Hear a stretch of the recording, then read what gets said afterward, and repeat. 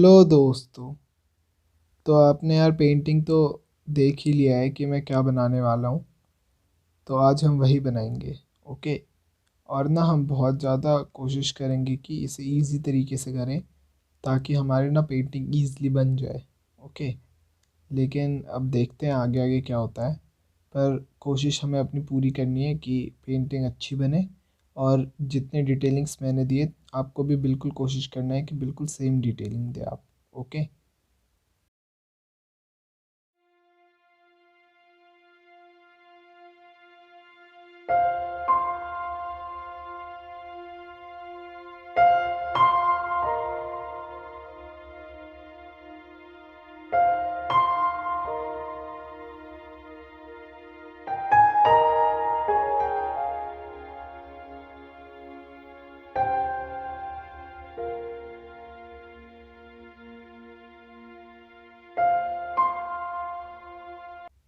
देखो जो मैं ड्रॉ कर रहा हूँ ना, तो ना हमें इतना ही पार्ट बस ड्रॉ करना है पोस्टर मेकिंग के लिए।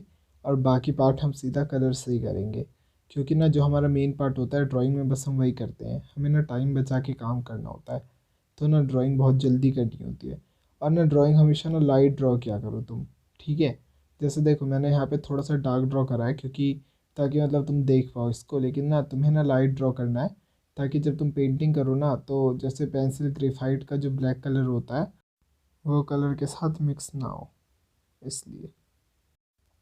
देखो फेस करने के लिए ना हमें बहुत ज़्यादा डिटेलिंग वर्क करना होता है। इस वजह से ना हम बहुत पतला ब्रश यूज़ करेंगे। जैसे मैं 0 नंबर का ब्रश यूज़ कर रहा हूँ। तुम 1 नंबर का भी कर सकते हो या 2 का भी कर सकते हो। ठीक है।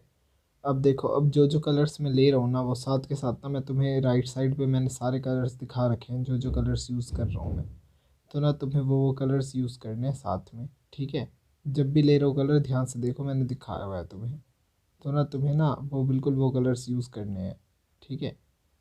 अब देखो मैं कलरिंग कैसे कर रहा हूँ, जहाँ जहाँ पे जो जो जगह छोड़ रहा हूँ ना, ज़्यादा मतलब पूरी कोशिश करने की ज़रूरत नहीं कि तुम वहीं पे वाइट दो या वहीं पे डार्क करो। लेकिन ना तुम्हें ज़्यादातर कोशिश करना है कि तुम्हारा लाइटर पार्ट ना जैसे लेफ़्ट साइड हो।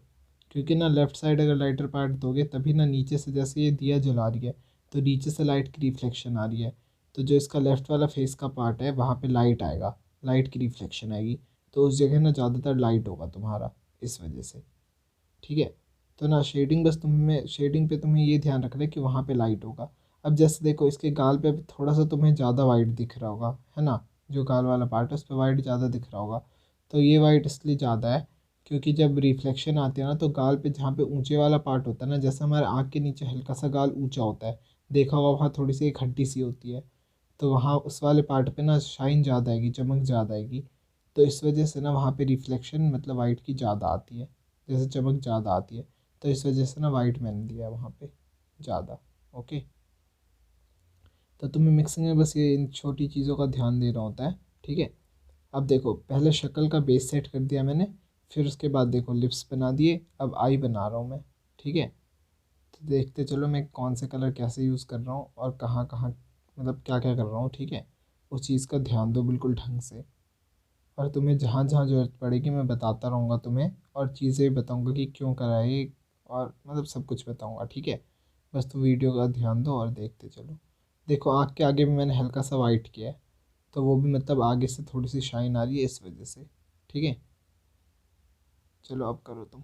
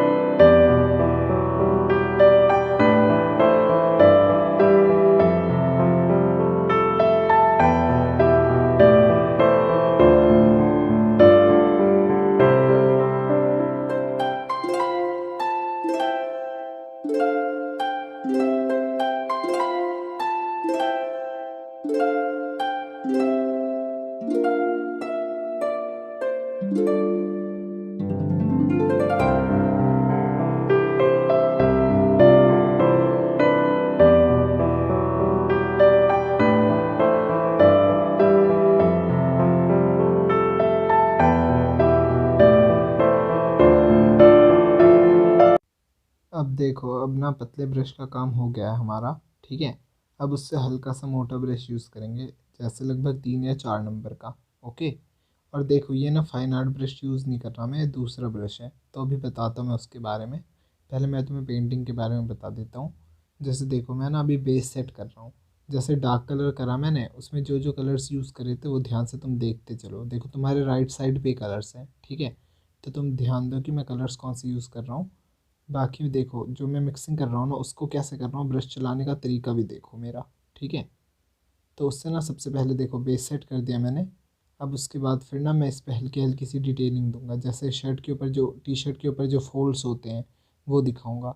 और फिर फोल्ड्स देते देते शेडिंग कैसे दूंगा वो भी देखना ध्यान से। ठीक है, तो मतलब हर एक चीज़ देखना है तुम्हें। जैसे देखो इसका जो हाथ था, हाथ में ना मैंने क्या करा है, राइट से लेके लेफ़्ट साइड, मतलब जो इसका राइट वाला हैंड है उसमें मैंने ना राइट से लेके लेफ़्ट साइड के और हल्के तक गया हूँ मैं, डार्क से लेके लाइट तक। ठीक है, तो इसका भी ध्यान दो। अब देखो, अब यहाँ पे मैं फोल्ड्स दे रहा हूँ, तो फोल्ड्स कैसे दे रहा हूँ मैं। सबसे पहले देखो एक डार्क लाइन दिया, फिर उसके ऊपर एक लाइट लाइन दे दिया, फिर उसके बाद ऐसे ही सेम करूँगा मैं। देखो नीचे भी एक डार्क लाइन दिया, अब उसके ऊपर एक वाइट लाइन दे दिया, है ना। तो देखो कितना इजी तरीका, और मेरा फोल्ड देखो कितना अच्छा लग रहा है। फिर ऐसे 3 4 देखो डार्क लाइन दे दी मैंने। अब बीच बीच में ऐसे वाइट वाइट कर दूंगा, देखो ऐसे। तो बस फिर ये वाली शेडिंग आ गई। अब ऊपर देखो, ऊपर की ओर ना हल्की सी लाइट आ रही होगी, जैसे चांद की रोशनी या किसी चीज़ की रोशनी वोशनी, तो उसकी रिफ्लेक्शन देने के लिए ऊपर मैंने हल्का हल्का और वाइट कर दिया। ठीक है, तो देखो कितना आसान है ये। अब देखो इस वाले हाथ में जो बताया था मैंने अभी, कि राइट से लेके लेफ़्ट तक डार्क टू लाइट जाएंगे, तो बस फिर उसी में हल्की सी शेडिंग और दे दी थी मैंने डिटेलिंग के वक्त।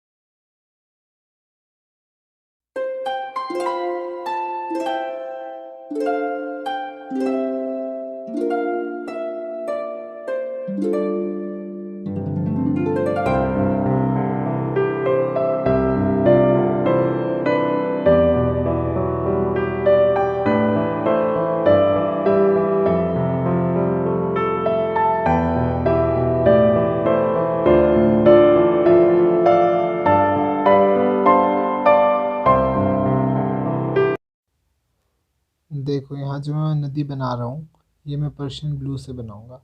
और यार मैं तुम्हें बोलता हूँ कि ना हमेशा पर्शियन ब्लू ही ज़्यादातर यूज़ किया करो, क्योंकि जब फेविक्रिल में जो एक्रेलिक के कलर होते हैं ये सारे ना, जिस इसके जो सिंपल ब्लू वाले कलर्स आते हैं वो बेकार आते हैं। तो तुम्हें अलग से परचेज़ करना होगा पर्शियन ब्लू कलर, ओके, याद रखना। तो ये वाले कलर्स यूज़ किया करो ज़्यादातर, ठीक है। तो इससे बहुत अच्छी मिक्सिंग आ जाती है और मतलब कलर भी बिल्कुल परफेक्ट होता है नदी वदी के लिए जो चाहिए होता है हमें, ओके। तो अब देखो, अब ना हम पानी थोड़ा डार्क बनाएंगे क्योंकि अंधेरे का टाइम है ना, तो हमें इस चीज़ का ध्यान रखना है कि पानी डार्क बनना चाहिए हमारा। देखो, तुम्हें ना डरने की बिल्कुल ज़रूरत नहीं है पानी करते वक्त, क्योंकि ना बहुत बंदे सोचते हैं यार पानी तो बहुत मुश्किल है, पर देखो कुछ मुश्किल नहीं है। मैं बहुत इजी तरीके से बताऊंगा। जैसे देखो यहाँ पे मैंने पर्शियन ब्लू कर दिया पहले, फिर देखो वाइट वाइट की लाइन कैसे डाल रहा हूँ मैं, लेफ्ट से राइट बस वाइट की लाइन डालते चलो, ऐसे ऐसे जैसे मैं डाल रहा हूँ। हल्की सी जगह छोड़ते चलो और वाइट की लाइन डालो इसके ऊपर, बस वाइट कलर लेके देखो, बस मैं लाइंस डाल रहा हूँ ना ऐसे ऐसे, बस तुम्हें ये करना है। फिर वाइट लो, फिर ऐसी लाइंस डालो, बिल्कुल। तो देखो हल्का हल्का सा गैप छोड़ा हुआ है मैंने नीले का, और वाइट वाइट लाइंस डाल रहा हूँ बस, ठीक है। क्योंकि देखो वाइट की रिफ्लेक्शन पड़ती है ना पानी पे, जैसे ऊपर से चांद की रिफ्लेक्शन पड़ रही है तो उस चीज़ की चमक आ रही है, सुबह सूरज की पड़ती है इस वजह से उस चीज़ की चमक आती है। तो इस वजह से वाइट वाइट ऐसे रिफ्लेक्शन की लाइट मतलब हल्की हल्की दिखाते हैं। और कहीं कहीं पे डार्क लाइट्स दिखते हैं, मतलब डार्क रिफ्लेक्शन के लिए हम ब्लू का वो जो डार्क वाला ब्लू है ना वो दिख रहा होता है वहाँ पे, ठीक है। अब देखो, अब पीछे पेड़ के लिए हल्का हल्का सा ऐसे ही जैसे मैंने करा है वहाँ, वहाँ पे वैसे ही ऊंचे ऊंचे ट्रायंगल टाइप ऊंचे ऊंचे बना दो। और फिर उसके बाद देखो सीधी सीधी लाइंस डालो ऐसे, और फिर इसमें हल्का सा पर्शियन ब्लू मिक्स करो। और फिर उसके बाद लास्ट में हम वापस वाइट कर देंगे, क्योंकि अंधेरे का सीन है ना इस वजह से डार्क कर रहे हैं हम। अगर अंधेरा ना होता तो फिर हम लाइट ही करते इसको, फिर तो बहुत लाइट करते, लेकिन अभी चल रहा है अंधेरा। तो अंधेरा में थोड़ा सा, मतलब अंधेरे में थोड़ा सा डार्क बनाना होता है हमें, ओके। देखो अब मैंने बाद में इसे मतलब थोड़ा पर्शियन ब्लू से मिक्स कर दिया, और फिर बिल्कुल ही मतलब प्यारा से जब थोड़ा सा मिक्स सा हो गया तो उसके बाद इसमें वाइट मिक्स कर दिया। ये बस हमारा पता है नदी का ना बेस सेट हुआ है। अब इसके बाद ना हम पतले ब्रश से हल्की सी डिटेलिंग करेंगे नदी पे, तो ना हमारा बिल्कुल परफेक्ट हो जाएगा उस वक्त, मतलब नदी का जो लुक होता है ना वो आ जाएगा बिल्कुल, ठीक है। जैसे देखो मैंने हल्की सी डिटेलिंग यहाँ पे स्टार्ट कर दी है, तो तुम्हें बिल्कुल वैसी कोशिश करना है कि ऐसे ऐसे डिटेलिंग करो, क्योंकि ये चीज़ें तुम्हारी नदी का जो मतलब नदी जैसा लुक है वो लाएगा, ठीक है। तो ये चीज़ें करनी होती है तुम्हें भी। जैसे देखो मैंने इसके हाथ के आसपास थोड़ा सा पर्शियन ब्लू करा पहले, फिर उसके बाद ना पर्शियन ब्लू और जहाँ पे वो लाइट वाला पार्ट मिक्स हो रहा था वहाँ पे हल्की सी वाइट की आउटलाइन कर दी। तो उससे मतलब बहुत अच्छा लुक आ गया और पानी का लुक आता जा रहा है देखो। अभी तो धीरे धीरे और आ जाएगा, बताता रहूँगा तुम्हें तरीके कैसे लाते हैं, ओके। अब देखो, अब दिवाली है ना तो येलो येलो के ऐसे ऐसे डॉट्स डाल दो ऊपर, जैसे मैंने डाला है। तो मतलब यहाँ से पानी पे जो रिफ्लेक्शन दूर से कुछ पड़ रहा हो तो वो दिखने लग गया, ओके।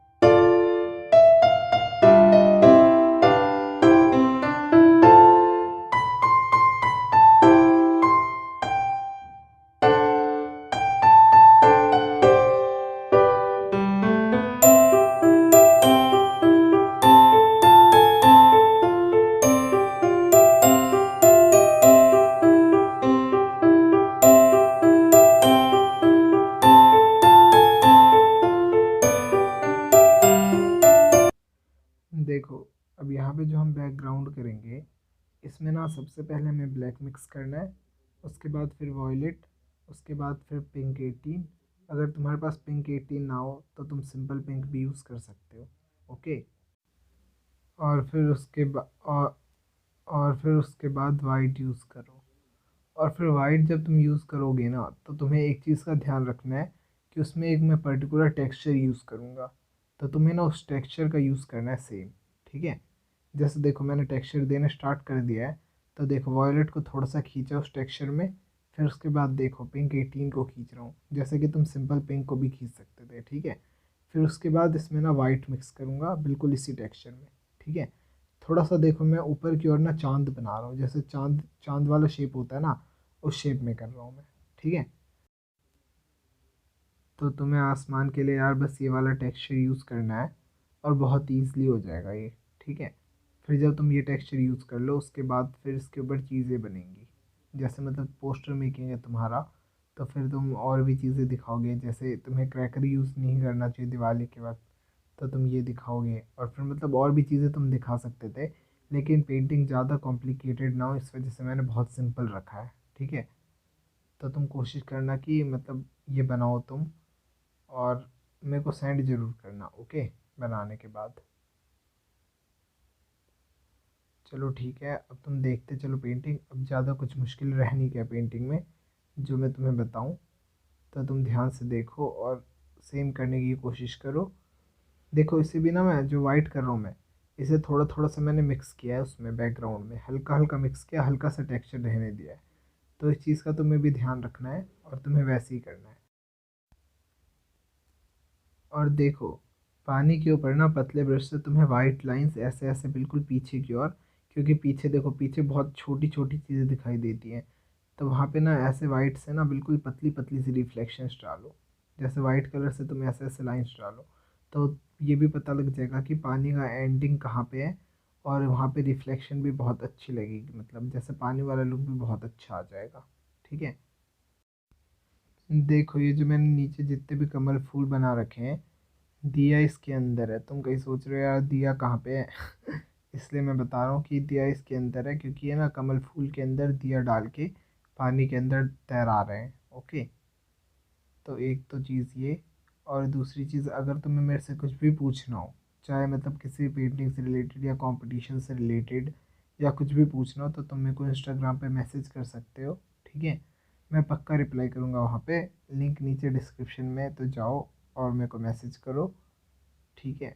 और दो तीसरी चीज़ कि इसमें बहुत सारी पेंटिंग यार मैंने इस बारी दिवाली में बनाई है, तो तुम जैसे बहुत ज़्यादा इजी है, बहुत ज़्यादा मुश्किल है, और जो मीडियम लेवल की है, मतलब मुश्किल तो वैसे कोई नहीं है।